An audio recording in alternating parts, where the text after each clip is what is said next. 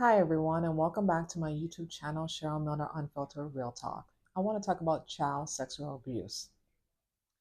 It's a very difficult topic to talk about, but I want to talk about it. I want to bring awareness about it because a lot of people don't like to talk about it and they feel like it's really taboo or whatever the case might be. But it's very important to talk about it, to address the concerns, and also see warning signs and red flags about it. And I want to dive in and talk about child abuse.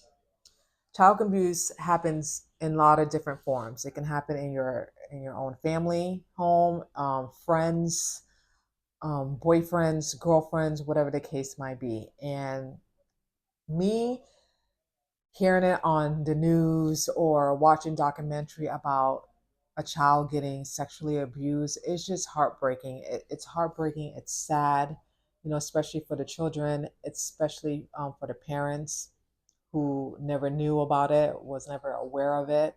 And it's especially sad when a child tells a grown up and the parents don't believe them. That's the most saddest part of all, when a child just come up to their parents and have the courage to let their mom or dad what has happened to them and they can't even understand it themselves, and to turn around that your own parents, two people supposed to protect you and love you, don't believe you, think that you're a liar, think you made it up. What caused that for parents to say that to their child? You just made it up. I don't believe you. I think you're lying.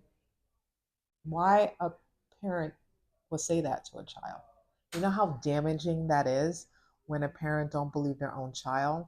And I know there might be a lot of different reasons why some parents don't believe their own child when they come up and tell a teacher or a parent, like I said, that they've been sexually abused. Maybe the kid always lies a lot. Maybe the child always do outbursts and done some stuff that's inappropriate or just lash out. But my thing is, you can never ever turn your back away on a child, whether they've done some stuff that you may not approve of, or they may have acted out or done things that you don't like. You always have to take your child's side. You always have to believe them what they say and do your own investigation about it. Just not flat out say you don't believe them, because that's wrong, first of all. And again, that's very damaging to the child, because if you if if they can't trust in you, who can they trust on? You know what I mean? Who can they go to confide in when this has been happening to them? You know what I mean? And it's just very sad to see. And then you see a lot of cases and a lot of stories like that. Not all, but majority you do. And it's just very heartbreaking that parents just turn their back away and tell their child, "Oh, you're a liar. You just made it up. It never happened." Especially if it's coming through a family member. You know what I mean? And sometimes kids don't know. They don't even know. They feel like they did something wrong. They feel like they're guilty or ashamed to come up to their parents or to a teacher. And a child should never feel ashamed about that, because it doesn't give a person a right to touch a child inappropriately at all whatsoever. That whoever whoever does that to a child, you're sick and you're demonic and you're a pervert to do that, to touch an innocent child like that. It's just disgusting to me. And I did some research about it because thank God this never happened to me or my sisters. Me and my sister have been very blessed and fortunate that it doesn't happen. But I hear stories from other friends of mine and people that I know and documentaries that I watch and news that I watch that it does happen to family members. And sometimes parents don't have no clue about it until like decades later when their child confess and tell them about it. And again, it's just really sad. And I just want to, address like the behaviors. If we see a child acting up or something is off, these are the behaviors that you can tell if a child is being sexually abused. One, increased nightmares or sleeping difficulties, withdrawal behaviors, anger outbursts, anxiety, depression, not wanting to be left alone with a particular individual. That is a key. If you notice your child don't want to be alone with that particular person or just starts to pee, that's a sign. That's a warning sign that you should not um, ignore. Another one, sexual knowledge, language, or behavior of inappropriate of a child's age. So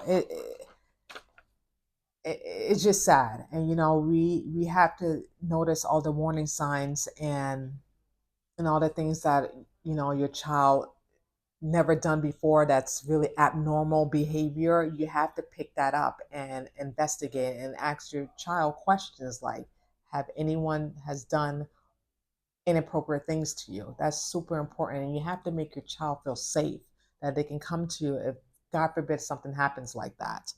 Another reason why children don't tell their parents or teachers is there's many reasons.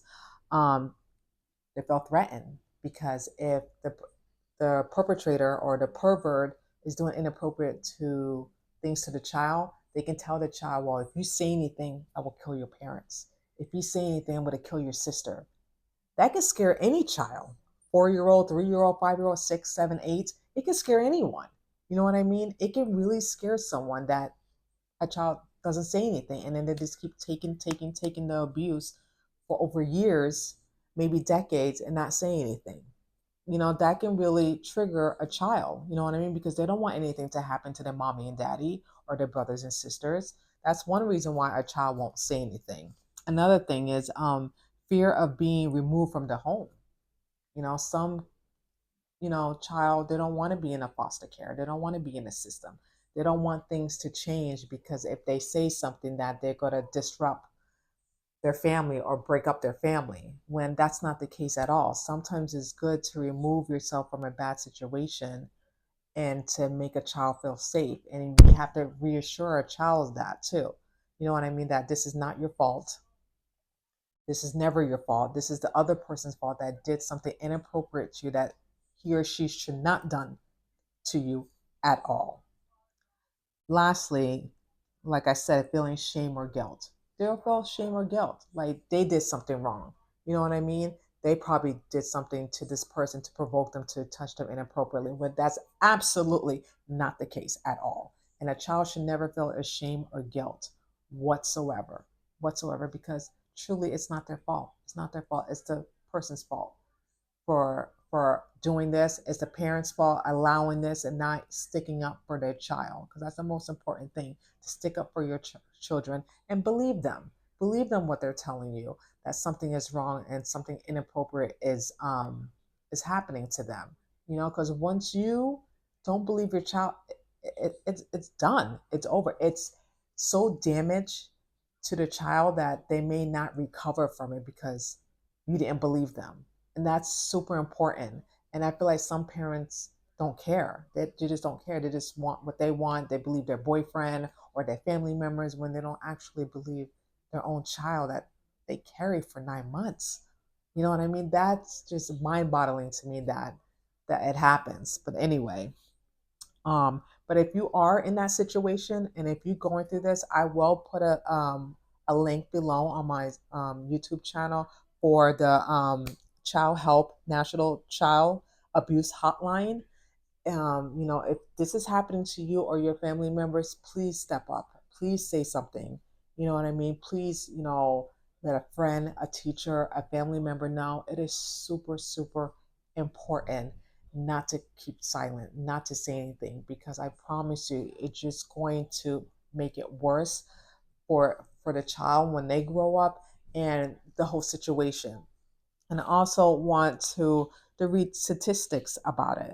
Do you know that more than 90% of abusers are people's children known, love, and trust? And 30 to 40% of victims are abused by family members. Can you believe that? 30 to 40% is mostly family members that's abusing someone else's child, not knowing, not knowing at all.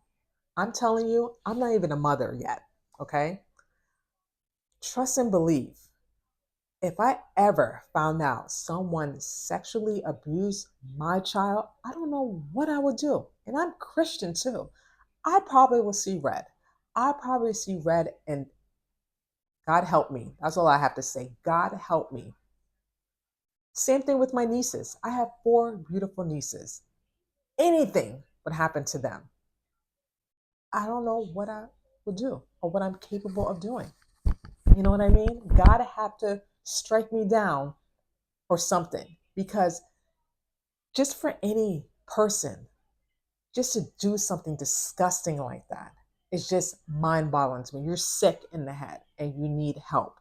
Just to touch a child inappropriately, innocent, who can't defend themselves, who can't do anything, who are afraid to say anything to their parents.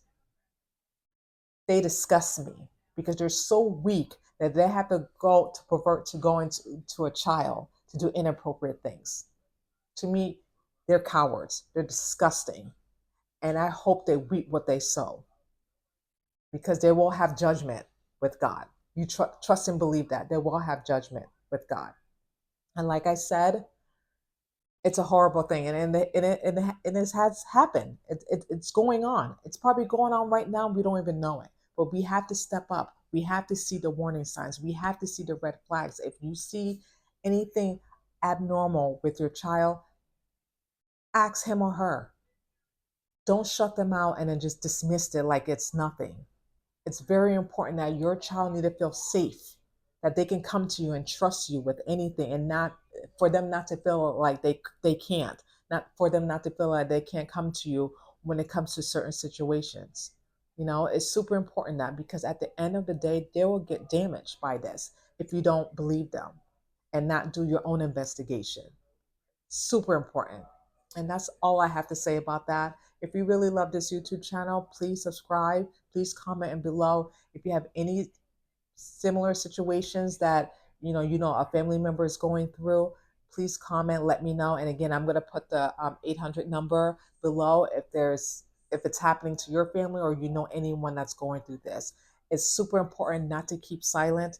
It's super important to step up and say something against child abuse. We have to protect our children because they're precious and beautiful and wonderful, and they bring joy and happiness in our life. And we have to step up and do something for them against these perverts and pedophiles and etc. So again, thank you so much for watching my YouTube channel, Cheryl Miller Unfiltered Real Talk.